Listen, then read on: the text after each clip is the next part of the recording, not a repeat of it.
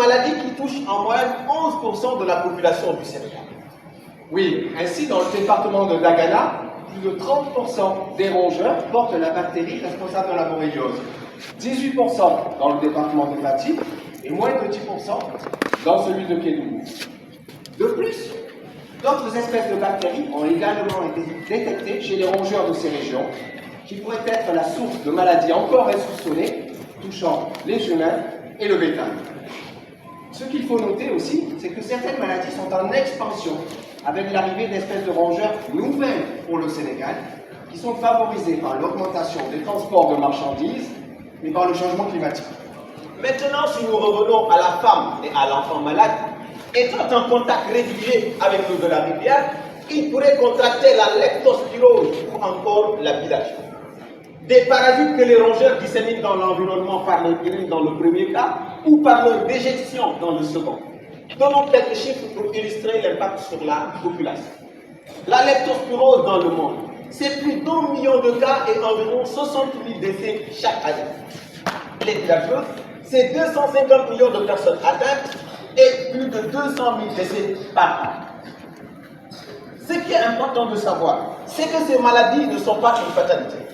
On sait que certaines régions et certaines personnes, selon leurs activités, sont plus exposées que d'autres. Et ça, c'est très important en matière de prévention, de diagnostic précoce et de soins. Merci, Dr Binet, parce que notre rencontre aujourd'hui est vraiment propice. Car, figurez-vous, j'ai justement participé à l'émission d'un dépliant sur les zoonoses hébergées par les petits mammifères au Sénégal. Pour celles et ceux qui ne le sauraient pas, les zoonoses sont des maladies dues à des pathogènes transmis des animaux aux humains. Maintenant, s'il y a des personnes qui sont intéressées de cette assemblée, j'en laisserai à disposition sur une table à la sortie.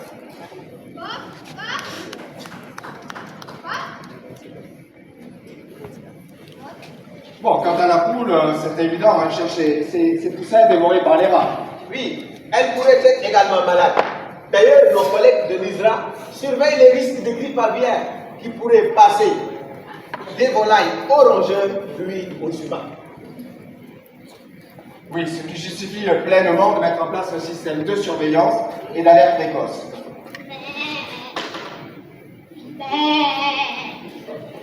Pour ce qui est du mouton, lui aussi peut être infecté par des maladies telles que la leptospirose ou peut-être même le virus de la vallée de l'Éphraïm.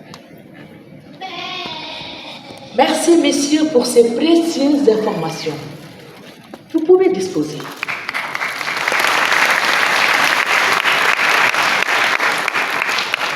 Mesdames et messieurs, je vous propose à présent que nous retournions du côté de nos deux agriculteurs. Très bien. Je me tais. Observons.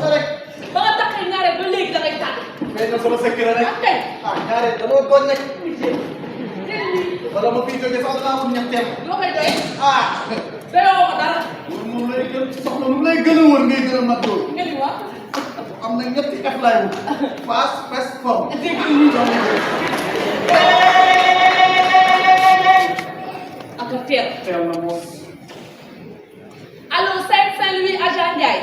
Allô, salaamaaleykum. Maaleykum salaam. Allo. Waaw. yaa may dégg. maa ngi lay dégg. ñun de dañoo koy tey jërëjëf dugg suñu tool yi somb suñu tool yi yàq suñu tool yi. Fan ngay wootee. dégg nga. ma ni fan ngay wootee. maa ngi lay woowee fii si Ndiaye. yàqu-yàqu yi nu mu toll. nga ne laal. ma ni yàqu-yàqu yi nu mu toll. yàqu-yàqu yi am na ñetti fan si tey. ñaata parcelle la laalagul. soxna si dégg nga lu nga wax. ma ne ñaata parcelle la laalagul. soxna si jërëjëf laal na suñu parcelle yu bëri. waaw baax na daañu ci xool luñ ci mën a def. yéen a ngi ñëw. ma ne daañu ci xool luñ ci mën def. aywa dimbale leen doy dimbale wu du baax. waaw baax na ok.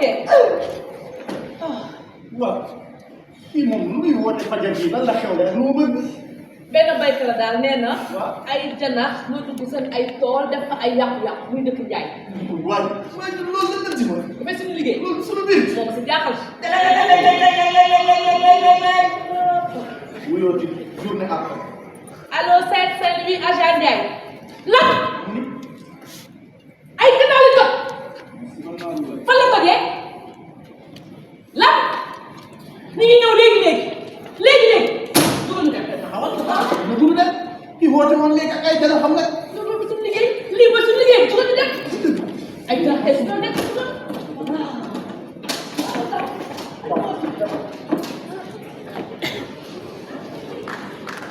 J'ai comme l'impression que l'homme attendu n'est pas là.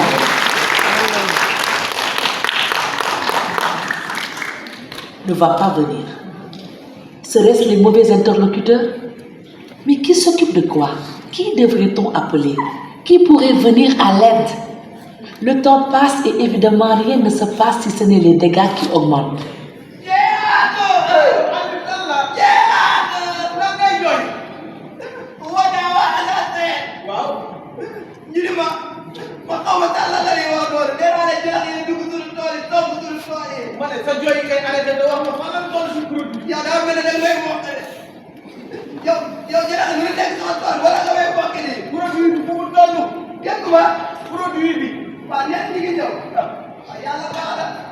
En attendant que le fameux produit arrive, suivez-moi.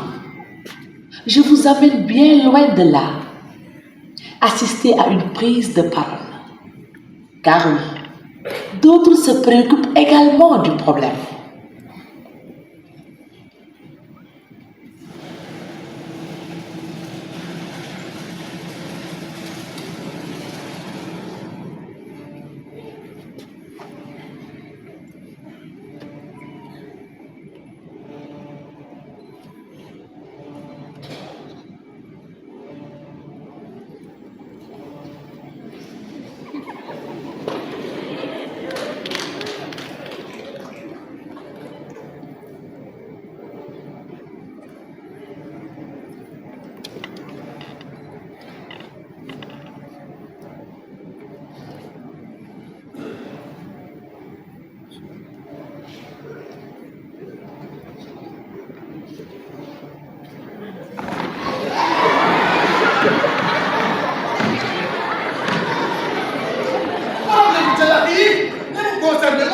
ministère bi yor wàllum mbay mi wàllum sàmm gi ak wàllum dund gi ndaxte ñoom ñoo war a aar kaaraange mbay mi direction bi yor service vétérinaire nag li leen war mooy sàmm wér gi yaramu bàyyi bay ñun nag li ñu mën mooy sàmm suñu dund gi parce que dafa dund ba yàq waaye it pour yàq stock bi nga xam ne moom la ñu jël ngir di nga dundee après nawet bi ndaxte kat.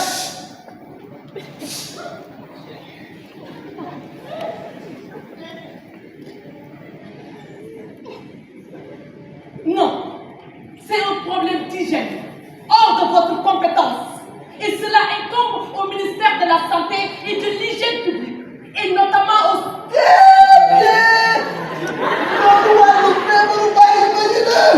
kooku direction bi yéen service vétérinaire la ñoom saytu bàyyi ba yëpp moom moo leen wax loolu kese moom mooy seen liggéey ndaxte kat boo xoolee da ngay xam ni kat. Et notamment au service national de l'hygiène. ñun ñoo mën a saafara jàngoro bi ndax ñun ñooy alkaati kañe te loolu dafa leer nañu ñun ñooy alkaati kañe yi yàlla wax. alkaati kañe yi. léegi rek la leen sant mooy ngeen dugg ci marché bi di xool boo mooy prix bi nekk ci biir boutique yi bu loolu weesoo léegi rek ngeen mën taxaw ci bopp ko yi bu tuur ndox ngeen jàppati ko teg ko ay daan loolu la leen sant. Et le plat au fait. le plat au fait. le plat au fait. le plat au fait. le plat au fait. urgence boo xam ne du ñuy woo. du ñuy woo du ñuy woo. du ñuy woo. ñun dañuy woo bu leen woowee ngeen tardé te boo leen ñëwee jël seen produit sotti te bu seen produit jeexee musiba naaru laay ndox ngeen di jël di tooyal nit ñi. amul leen benn njëriñ. non non yaa ngi yàq def yaa ngi yàq dama la leen wax ji jafe-jafe yu bëri yi ñuy am mooy problème mu àll bi loolu nag ñu si war a jóg mooy ministère de l'environnement et du développement durable de la transition écologique la direction eaux et forêts ça c'est la conservation des sols ñoom ñëpp la ñu war a woo ndaxte du yéen a war a rëbb janax yi ñun ñoo leen war a rëbb. permettez.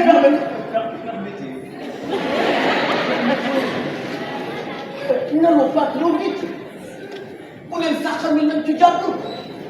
Vous marchez sur les prérogatives des chercheurs du ministère de l'Enseignement supérieur, de la recherche et de l'innovation.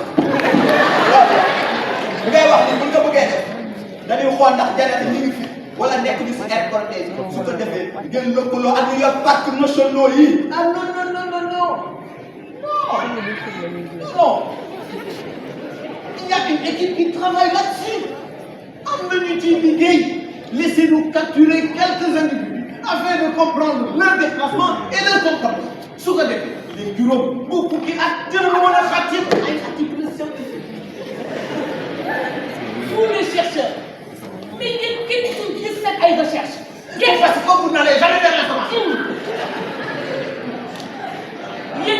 Vous passez tout votre temps à écrire des articles en anglais yoo xamante ni kenn xamul ci dara bu leen joxee xaalis ngeen jël ko dem si ay mbir yoo xamante ni mais amul benn njëriñ laa la wax. Ce n'est pas tout à fait exact. ci gàttal ren am nañu am virus bu ñuy woowee chikungunya fële ci kii. ñu bëre ñàkk seen bakkan. ñëpp dañu yaakaaroon ni feebar bu bees la mais sa biir wax yaa may xamal ni depuis 2015 def ngeen ci ay saytu ba gis ko. Oui mais. comme nekkul woon feebar bu bees jàngoro la doon dox si dina kii moom fekk bi nii loolu la. Mais après le projet on a fait un rapport et nous l'avons publié.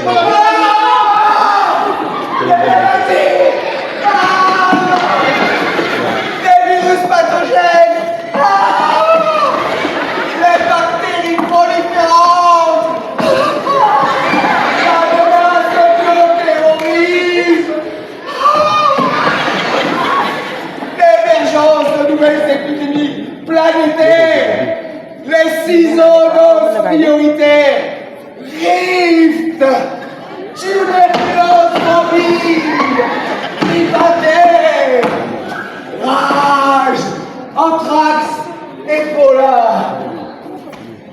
Traquez-les. Et qu'elles ne sortent pas de vos frontières. Tenez. Voilà l'argent. Et tenez-moi au courant.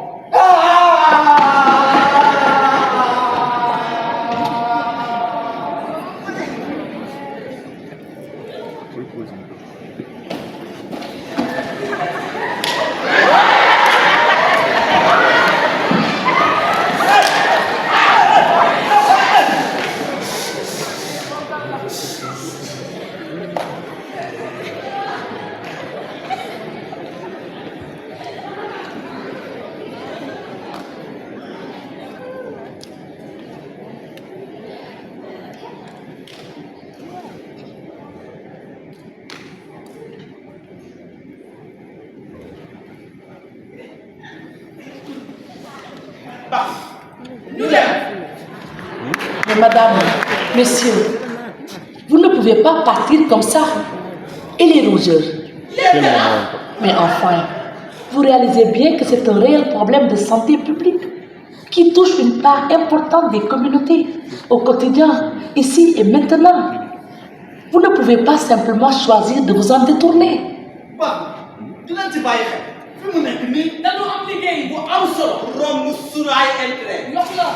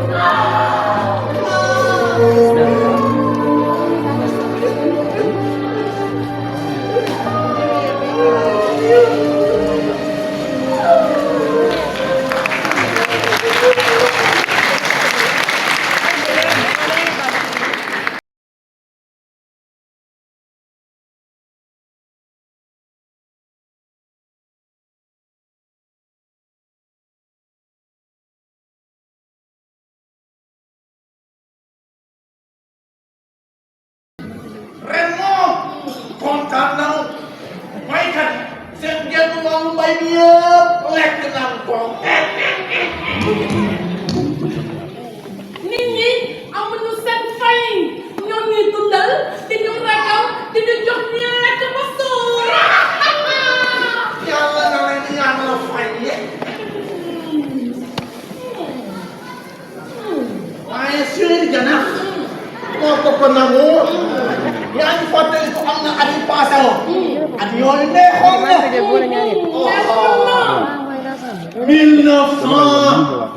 1975 maa ngi koy fàttaliku. 1987 neexoon na. 2010 2016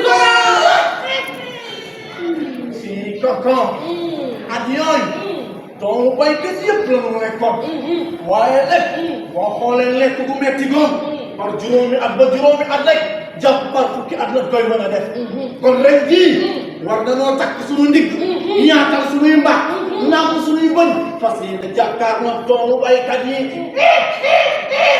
Chéri dañ ci am yaakaar bu baax a baax a baax nanu kon loolu dina mën a nekk laa la wax. amiin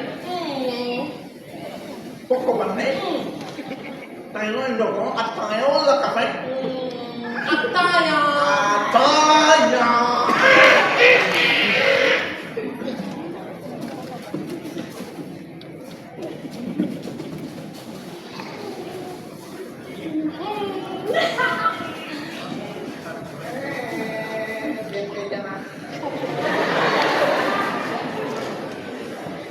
Cing-cing.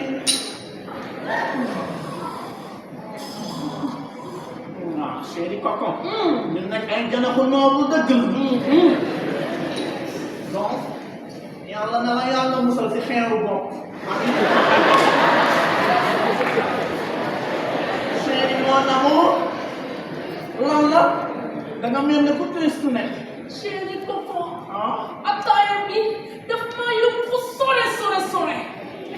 sama xel dafa dem sunu mbokk yi nga xamante ni ñoo daan toogandoo di naanandoo ataaya tey ñoom ñëpp dee nañu ndax ci ñi ak seen bosan yu bon yi. ay Chéri Coco waroo ko woon fàttali ko yóbbu nga sama xel bi si sama ñaareel ba ay sa manga jana. Chéri Coco kan ngay joxe yaa ñëw. jooyalu ma sama ñaareel bi de. yow may jàppale si tristesse bi.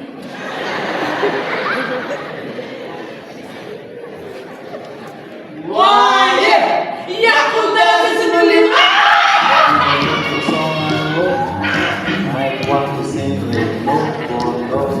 Chéri Coco yow tamit loolu mënul yàqu dara si sunu lim parce que mënuñu wàññi ndax yow li may wasi na dafa bare boo xoolee fukki fan ak juróomi rek nga wasinal ma fukki doom ak juróom jàpp ñaar fukki doom. te Chéri Coco doom yooyu noonu fii ak ñetti weer dañuy ëmbaat tasaaroo ci biir tool yi. sunu lim gën a yokku.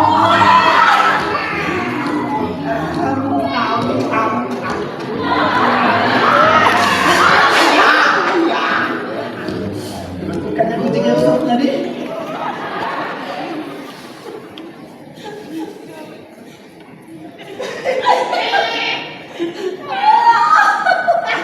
Chéri Coco nit moo ko bilaay nit moo ko.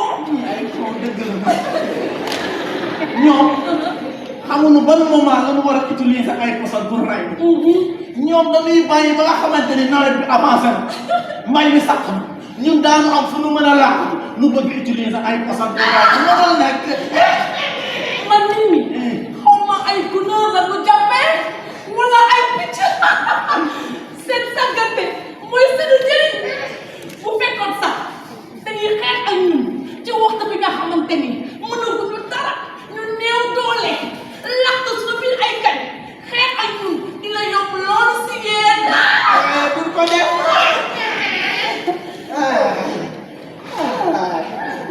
Chéri Coco sunu kàmb bi neex na nag waaye Chéri Coco gis nga nit ñi pour confirmer la di la ay dof la ñoom am na ay xeetu picc yoo xamante ni picc yooyu ñoom la ñuy jàppale ndax picc yooyu ñun la ñuy dundee picc yooyu du ñu sax yàq ceeb bi waaye nit ñi dañ leen di rey te bu si sax rendre compte ndax nit ñi bu ñu posone ñun du lekk poson bi dee picc yooyu ñëw lekkaat dañuy dee te picc yooyu seen yoon nekk si mbay si mel ne ay coon ay baaxoon ay nooñ ay eetu seen yoon la loolu lay bañ dégg dikkal muy dem yaa ngi fàttali ko couple looy boobu noonu ay nooyu doom xaj sax loolu nañ ñoo jeexal ñooñu koy jeexal lan ñooñu pour mu dundal seen jaboot daanu rey si ñun lu ëpp 3000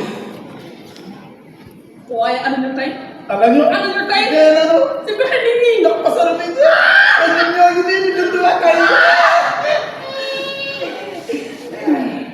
man nit ñi xaw ma lu tax bu ñu moytu si produit yoo xamante ne ñoo di gàllankoor moo ma jaaxal sax yaa ngi fàttaliku jógal bay boobu nekkoon sa Matam ay nday son ak fas boobu nekkoon sa Louga ay waay lan moo ko rey poson yi lan moo ko rey poson yi dañu lekk dee waaye nag chéri koko sant yàlla sax ba nga xamee ne nekkul ay xale ñoo nekk poson ndax bu ko ay xale nekkoon dina gën a métti chéri man xaw ma loolu la waaye man xale yi dama leen bëgg ay moomin la ñu xamul dara waaye ak ñoo saay saay ñoo ngi nii toog fu ñu seen rek for ay doj xool la ay xeer rek la ñu doon seen petit gerte yi mais doom kaañ laa lay dóor xeer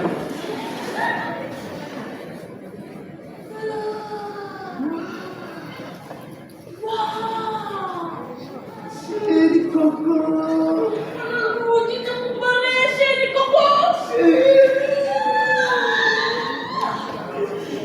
chéri dëkk nit moo neex dara dàq ko la leen nit ñi defal bale seen tool yëpp indi seen mbali yi ak seen ruut yëpp xoolal fi mu ko jéene dugal chéri nit ñi li ñu dëkkal neex na daal mën a dëkk si suuf gas ga ruut yi dina protéger benn picc buy rëbb dootu du mën a jaw lay chéri koko pare ak si dool ndox mi ñoom ñoo nu dëkkal te ñu dañ leen di yàqal ndax dañuy gas di gas di gas di gas di gas di gas di gas ba yegg si rigole bi daal di koy toj su ko defee rigole bi tas seen tool yi nag dox bi daal push push push yàq moom chéri koko defal ko lekkat bi avec dama ni bu dul woon ruuji lambaay dina ñaaw waaw kon daal gàddaay bi mu am fu nu dem chéri koko waaye nag alhamdulilah ndax nit ñi nii ñu dëkkale ñooñu mel ni ku dëkk si hôtel bi chéri koko ñii moom kër jalax sama xel bi daal dafa nekk man ak yow ñu gàddaay dem réewum taa loo ci xalaat xalaat ma si dara noonu xalaat ma si dara demoo noonu kon yow nekkate ni may nax naxal sax ba léegi dëgg sax xel biñ ci dem si réewum taa nga wàcc ma fii man ma ñaar réewum taa sax dafa neexul ndax réewum taa da ngay génn di doxantu ay xale dàq jëla ak xeer ngay daw oto jan sa digg bopp su ko defee man ma ñaar demoo chéri koko chéri koko dégg naa réewum taa nit nga fa nekk dañoo baax dañ lay tuddal dëkkal la chéri koko bàyyi ma waay sama ko baax bi chéri koko man ma bañ na la wax réewum taa boo déggee ñu naan ay ma sunu jabar ay ma sunu jabar ay ma sunu jabar xamal ne foofu noonu si doon doon jeex ba fees dell la soo fa demee da lay dëkkal da jox ngay lekk ngay naan ba suur bàyyi sama ko dof yi dama bëgg nag nga noppi léegi laa la wax bëggatuma yegg sa baan gis nga fii benn kilifa feñe moo fi am mooy sol tubay bi di takk géñoon te man mii la la yàlla naqalee ba nga dëkk famille boo xam ne dañoo sàggan su ko di jotee ñu bàyyi rekk sa wañ ba da ngay dugg di lekk di naan lu la neex chéri koko doo ci fay dara yaa ngi reefe bàyyi sa xel mi mu tëmb te nekk sa wax ji mi may bëgg soom gis nga boo noppi léegi ba façon laa la wax Fasama Fasama laa wax Fasama yow tamit mu topp samay wax xam nga ni kañ bi moom trop day gaaw a tàng yow rek laa bëgg ay koko man bañu ma sax nga dem réewum tànk waaye réewum tànk dafa sore bu fii yëpp mun fay dem tey lan moo lay yóbbu sooy dem réewum temps soxla moo ngay fay ba tey yóbbu marchandise xàmmewuñu nit ñi xàmmewuñu mbay may ku nekk la ñuy fat seen koko doo fay dara laa la wax ah bon naa ci xalaat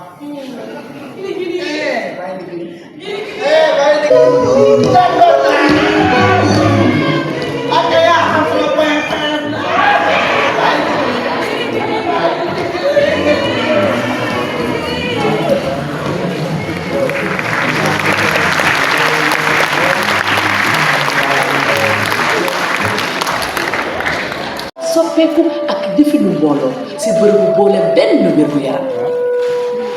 Que les agents communautaires de santé humaine et de santé animale soient conscients et formés aux symptômes des maladies.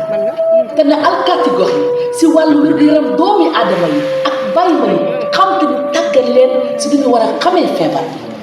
Que les agents des services décentralisés de la santé humaine, de la santé animale, de l'environnement, de l'hygiène et de l'assainissement soient convaincus des risques sur la santé que représentent les rongeurs et de l'efficacité d'une approche One Health. Qu'ils se connectent, qu'ils mènent des actions efficaces au service des populations. te la alkaati bërëbu liggéeykaay yi sore si wàllu wér-gu-yaram nit ñi bàyyi ma yi àllam gi cet gi ak tënkin yi xam loraange yu nekk si dinax yi ak seeni jàngoro ngir ñu mën a farlu si li ñu tuddee benn wér-gu-yaram te muy jur yeete ak bokk xalaat si diggante liggéeykat yi. Mettons en place des brigades, des équipes intersectorielles qui vont régulièrement sur le terrain analyser, prévenir et endiguer tout de suite les zoonoses au service de la santé des populations, de l'élevage et de l'environnement. Ces brigades sont des groupes mixtes de recherche et d'action où toutes les institutions sont représentées. Elles font des suivis, des prélèvements et des analyses ensemble dans un laboratoire régional à proximité des populations.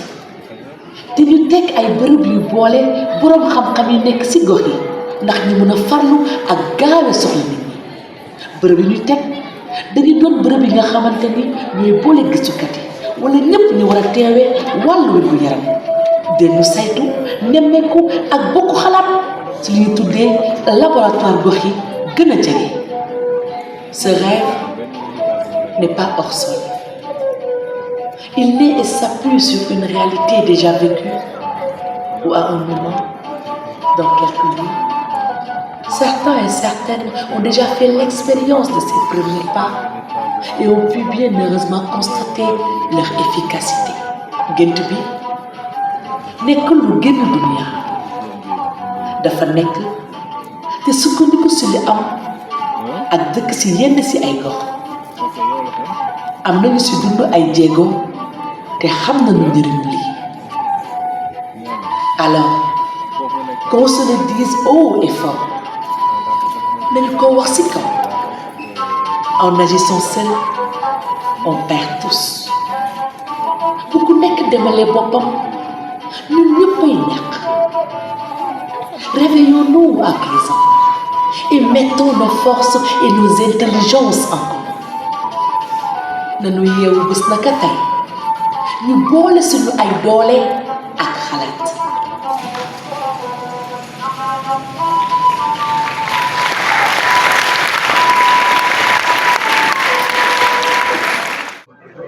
Alors l'impact des rongeurs, il est multiple.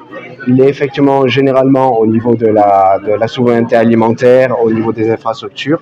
Et ce qui est fortement négligé, c'est l'impact sur la santé humaine et sur la santé animale, qui est beaucoup moins mis en valeur, moins mis en exergue, voilà, où il y a vraiment des manques de sensibilisation de ce côté-là. Et donc c'était aussi un enjeu majeur de la pièce, avec une approche en déroulant une approche One Health, une seule santé, de mettre en évidence aussi le fait que les rongeurs sont aussi des ravageurs et négligés au niveau de la santé.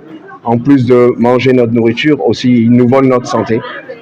Donc c'était vraiment l'idée de mettre en avant cet aspect-là, et que les réponses sont aussi multisectorielles et intersectorielles, Donc ça ne concerne pas uniquement le secteur de la santé animale ou le secteur de la recherche ou de la santé humaine ou de l'environnement, mais c'est l'ensemble des secteurs qui doivent aussi travailler avec les populations pour réguler le problème. Et là, sur l'approche holistique. Tout à fait. Beaucoup de paramètres à la fois. Qu'est-ce qui est recherché à travers la pièce exactement? À travers la pièce, il y a d'abord une prise de conscience de l'impact des rongeurs, de certaines espèces de rongeurs, qui effectivement impactent directement la santé, l'alimentation.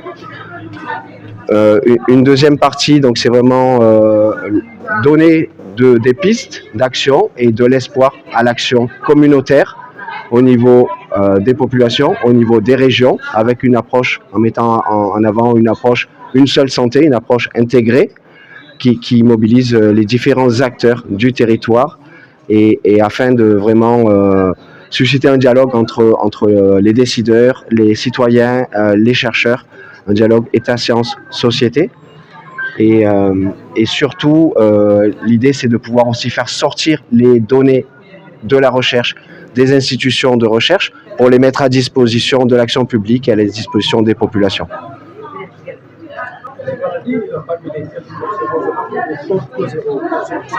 Donc les rongeurs peuvent être impliqués dans une soixantaine de maladies. À l'échelle mondiale, on connaît au moins 68 maladies où les rongeurs sont directement impliqués et qui touchent des maladies qui touchent les populations humaines. Il se trouve que dans beaucoup de situations, il manque encore d'informations. Mais par exemple, les travaux récents qu'on a pu mener avec des collègues au niveau de Saint-Louis ont permis de mettre en évidence la présence de leptospirose en ville à Saint-Louis, qui n'était pas mentionnée auparavant. Donc c'est une des maladies que les rongeurs hébergent, une maladie bactérienne, où les rongeurs contaminent l'eau par leur urine, et du coup en simple contact avec l'eau souillée, les populations peuvent se contaminer.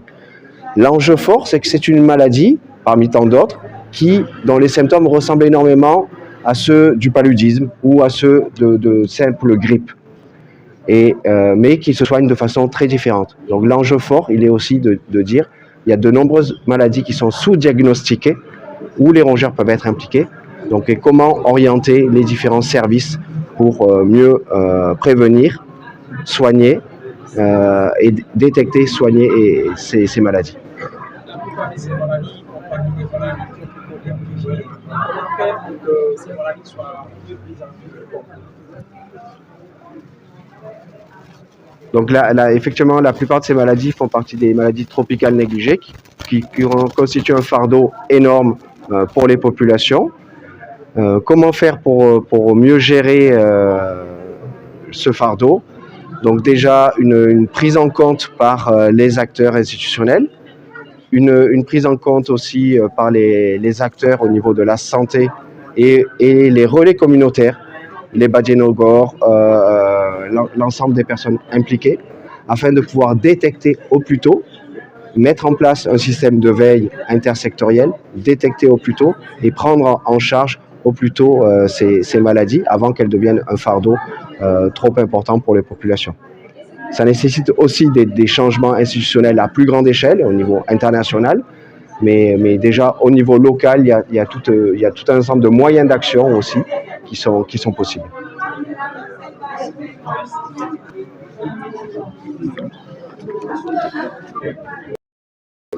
Ak infrastructure yi waaye itam janax au-delà de li muy yàq ci côté alimentaire agriculture élevage janax am problème lool jëm ci santé muy santé publique muy santé animale feebar yu bare di jaar ci janax ba àgg ci nit ñi wala ci mala yi di yàq lu bare duñ ko xam am feebar yu bare yi nga xam ni day jóge ci janax ñëw ci nit waaye mu niroog yeneen feebar yu fi nekk te fekk du benn ñiy faj feebar ba nga xam yaakaar ni bii la fekk du moom te fekk ci janax la jóge donc janax bare yàq lool ci fànn bu ne léegi nag tey jii di ci gën a particulier mooy que d'habitude yàgg nuy am ay gëstu ci janax yi waaye ci bibliothèque lañ koy fekk ci université lañ koy fekk waaye ci tiroir lañ koy fekk administration bi waaye du àgg ci ñi nga xam ñoo ko war a jëriñoo tey nag jaar ci théâtre bi scientifique yi ak théâtre yi ànd def benn pièce théâtre bi nga xam ne ñëpp jàpp ci tey jii ñu ñëw ci grand théâtre Doudou Ndiaye Coumba Rose wane ko ay artistes wane li nga xam ni li nga xam boo ko bindee rek teg du am taywaay bu toll ni bu tey bii nga xam ne da ngay dund li jalax yi di def ngay ree xaaxataay yëpp waaye itam jëlee si njàngat ci wàll wu nekk si li jalax di def ci nit ñi. mën nañu wax ko ci jabar yi nga xamante ne dafay bare na ëpp na juróom-benn fukk ak juróom-ñett waaye fii ci Sénégal par exemple bu ñu seetloo génération tey fekke wu ñu peste waaye feebar bu ñuy wax peste si janax la jóge benn janax bu ñuy wax ratus boobu ci moom la feebar di peste jóge jaar si benn fel ba àgg ci nit donc peste si janax la jóge waaye am na janax am na feebar yu bare yu mel ni leptospirose yu mel ni leishmaniose yu mel ni fièvre de la vallée du Rift bi nga xam ne temps yi rek déjà feeñoon na ñu doon wax ay waxam mu mel ni Lassa fii ci Guinée ba jàpp pooru Kédougou donc ay feebar yu bare yi nga xam ni si janax la jóge bilharziose itam dans la vallée du fleuve ay feebar yu bare yi nga xam ni day dem soit directement janax bi waaye wala janax bi wàll benn mala boobu wàll nit wala janax bi héberger feebar boobu temps bi nga xam ne feebar barewul bu ñuy wax baabu bi nga xam feebar barewul ci janax yi nga xam ne day yàgg génn tas ci biir ak biir tas ci nit ñi tas ci mala